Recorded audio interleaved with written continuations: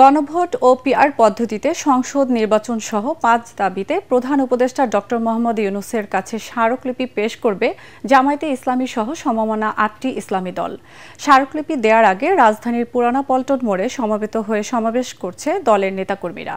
জামায়াতের সঙ্গী অন্য দলগুলো হলো ইসলামী আন্দোলন বাংলাদেশ, খেলাফত মজলিস, বাংলাদেশ খেলাফত মজলিস, বাংলাদেশ খেলাফত আন্দোলন, বাংলাদেশ নিজামে ইসলাম পার্টি, জাতীয় গণতান্ত্রিক পার্টি জাকপা ও বাংলাদেশ ডেভেলপমেন্ট পার্টি।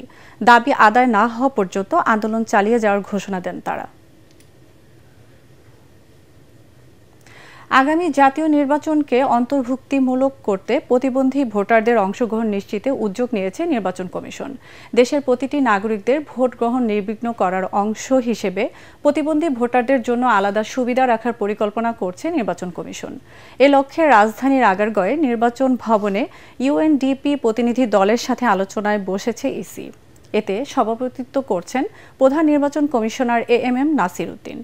অন্যান্য নির্বাচন কমিশনারদের সাথে উপস্থিত আছেন কমিশনের ঊর্ধ্বতন কর্মকর্তারা। সভায় প্রতিবন্ধীদের ভোট কেন্দ্রে প্রবেশ সহজীকরণ, তথ্য প্রাপ্তি ও ভোটদানের সহায়ক পরিবেশ তৈরির বিষয়গুলো নিয়ে আলোচনা হচ্ছে বলে জানা গেছে।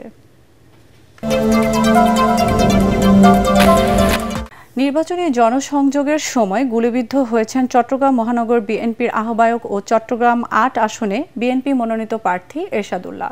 এতে যুবদল কর্মী সরওয়ার হোসেন বাবলা নিহত হয়েছেন। এ ঘটনায় তীব্র নিন্দা ও গভীর উদ্বেগ প্রকাশ করে বিবৃতি দিয়েছে অন্তর্বর্তী সরকার। এদিকে হামলাকে অমানবিক ও নৃশংস উল্লেখ করে নির্বাচনকে বাধাগ্রস্ত করতেই এই হামলা বলে জানিয়েছেন বিএনপি মহাসচিব মির্জা ফখরুল ইসলাম আলমগীর। এদিকে চট্টগ্রামের রাউজানে আরেক সন্ত্রাসী হামলায় গুলিবিদ্ধ হয়েছেন ৫ বিএনপি কর্মী। চট্টগ্রামের আবুল হাসনাতকে সাথে নিয়ে আসিফুর রহমান সাগরের রিপোর্ট। চট্টগ্রাম শহরের চালিতাতলী খন্দকারপাড়ায় নির্বাচনী জনসংযোগকালে শুরু হয় অতর্কিত গোলাগুলি। এতে গুলিবিদ্ধ হন চট্টগ্রাম ৮ আসনে বিএনপি মনোনীত প্রার্থী এরশাদুল্লাহ সহ ৩ জন। ঘটনাস্থলে মারা যান যুবদল কর্মী সরওয়ার হোসেন বাবলা। প্রত্যক্ষদর্শীরা জানায়, ঘটনাস্থলে কয়েকজন যুবক হঠাৎ মোটরসাইকেলে এসে সরওয়ার হোসেন বাবলার পিঠে অস্ত্র ঠেকিয়ে কয়েক রাউন্ড গুলি ছোড়ে। ঘটনাস্থলে সরওয়ার মাটিতে লুটিয়ে পড়েন। মুহূর্তেই পুরো এলাকায় আতঙ্ক ছড়িয়ে পড়ে। ঘটনার পর আহত এরশাদুল্লাহ সহ দুজনকে চট্টগ্রামের বেসরকারি এভারকেয়ার হাসপাতালে আনা হয়। এ সময় চিকিৎসকরা এরশাদের কর্মী সরওয়ার হোসেন বাবলাকে মৃত ঘোষণা করেন। চিকিৎসাধীন রয়েছেন আরেক কর্মী শান্ত।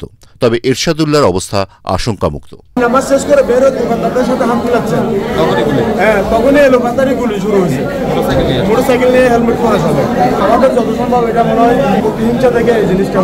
গুলির ঘটনায় বিএনপি নেতা এরশাদুল্লাহ টার্গেট ছিলেন না বলে জানিয়েছেন Chittagong metropolitan police commissioner Hasib Aziz.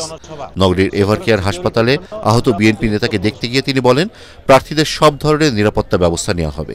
এই কাজটা কারা করতে পারে সে ব্যাপারে আমাদের প্রাথমিক অনুমান আছে। এরশাদুল্লাহ সাহেব এই টার্গেট ছিলেন না, টার্গেট যে ছিল সে মারা গেছে সরওয়ার বাবলাই টার্গেট ছিল।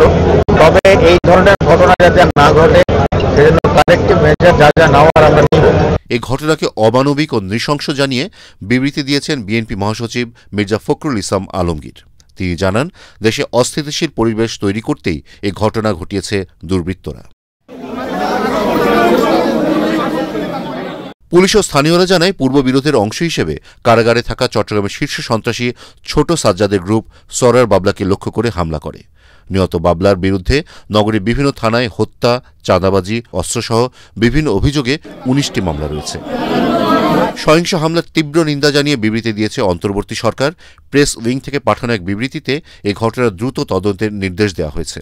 সেই সঙ্গে সকল রাজনৈতিক দল এবং তাদের সমর্থকদের শান্ত সংযম প্রদর্শনের মাধ্যমে ফেব্রুয়ারির সাধারণ নির্বাচন শান্তিপূর্ণ পরিবেশে আয়োজনের আহ্বান জানানো হয়। এদিকে রাতে চট্টগ্রামের রাউজানে সন্ত্রাসী হামলায় বিএনপি ও অঙ্গ সহযোগী সংগঠনের ৫ নেতাকর্মী গুলিবিদ্ধ হয়েছেন। রাউজান বাগওয়ান ইউনিয়নের কুইয়াপাড়া চৌধুরীপাড়া এলাকায় এ হামলার ঘটনা ঘটে। ঐতিহাসিক বিপ্লব ও সংহতি দিবস পালনের উপস্থিতি সভা শেষে বাড়ি ফেরার পথে ৭-৮ জন সশস্ত্র সন্ত্রাসী এ হামলা চালায়। গুলিবিদ্ধ রাউজান উপজেলা শ্রমিক দলের সাধারণ সম্পাদক আবদুল্লাহ সুমনের অবস্থা আশঙ্কাজনক বলে জানা গেছে। আসিফুর রহমান সাগর, এটিএন বাংলা। ফিলিপাইনে ঘূর্ণিঝড় কালেমাগির আঘাতে ১১৪ জনের মৃত্যুর পর দেশটিতে জরুরি অবস্থা ঘোষণা করেছেন প্রেসিডেন্ট ফার্দিনান্ড মার্কোস।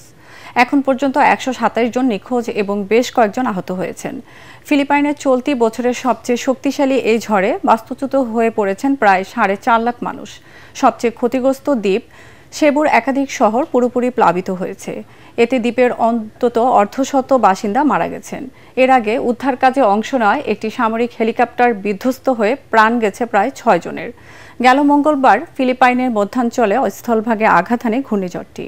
এখন এটি কিছুটা দুর্বল হয়ে দক্ষিণ চীন সাগরের দিকে যাচ্ছে বলে জানিয়েছেন স্থানীয় আবহাওয়া অফিস।